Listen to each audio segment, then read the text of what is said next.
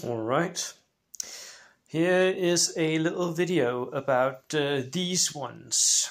I got asked a question about how buildings and ruins work, and we have a problem in Bold Action. The problem is that many of the buildings that we buy and build in our games look like this one that I made. It is bottomed out on the reverse, right? So it's a building, but it's not really standing anymore.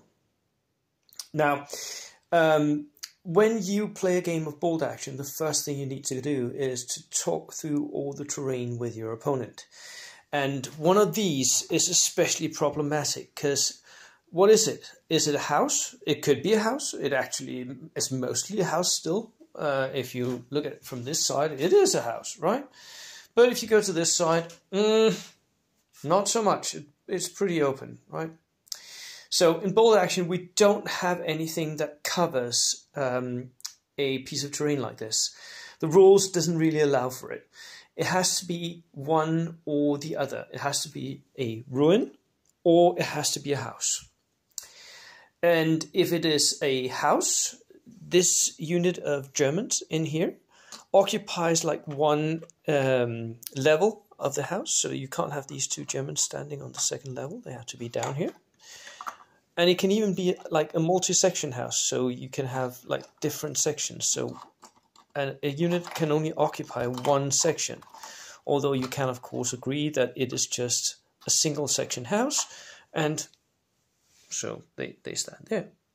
But if it is not a house, if you agree that this is not a house, if you agree that this is a house, you have to treat it like a house. It has to have all the special rules for house collapsing and for HE against houses, for flames against houses, all of that, indirect fire against houses, all of that, that works for this. If you agree that it is not a house, then this becomes actually an area terrain. It becomes a ruin, where it goes to the edge of the area and it provides hard cover for anything in the area itself. So this unit would have hard cover, even though they, like right now, my SAS can actually see them. They're not really in cover as such, but they are in the area terrain, so they are provided with hard cover. They're not provided with the extra protection that a house would give them.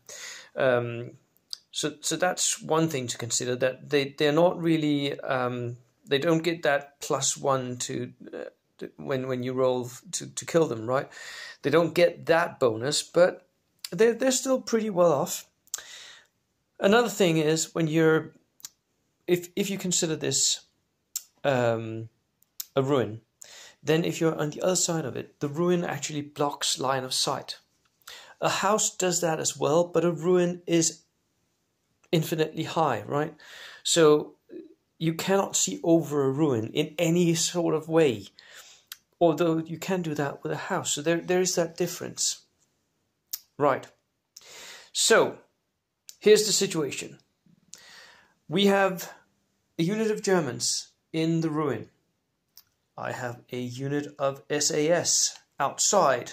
My unit of SAS has just gotten their die and they want to charge the unit of Germans in the house. So how does this work? Well, you can actually run inside area terrain. And you're going to have to, because can you see this? There's at least 1 inch of area terrain there that my unit is going to have to run through. So all I need, though, is to make sure that I'm within 6, because you cannot move beyond 6. You can run, you can give your unit a run order, but it can't move more than 6 in area terrain. So what I do is I give them a run order. They move in. Closest to closest, direct line as far as possible. Right.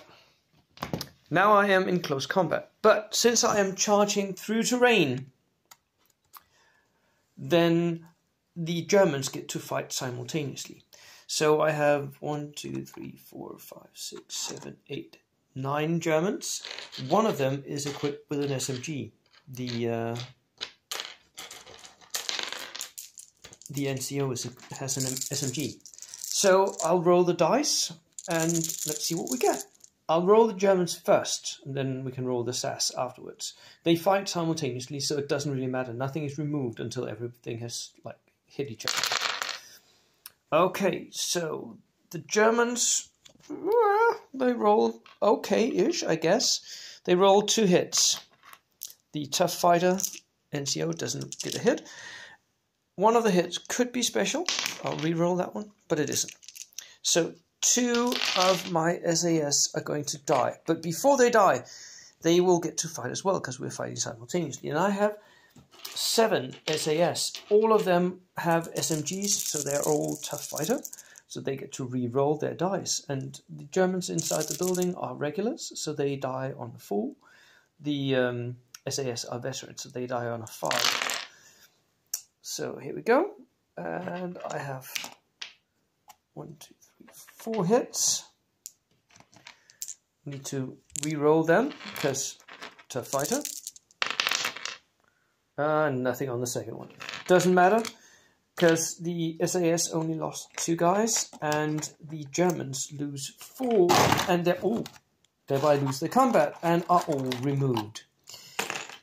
Then at the end of the combat, as per usual, you get to make a consolidation move. Let's see if I can just... okay. I just knocked about all my models and my beautiful ruin. Right, so I make a consolidation move of 1 inch and I move a little bit further into the ruin.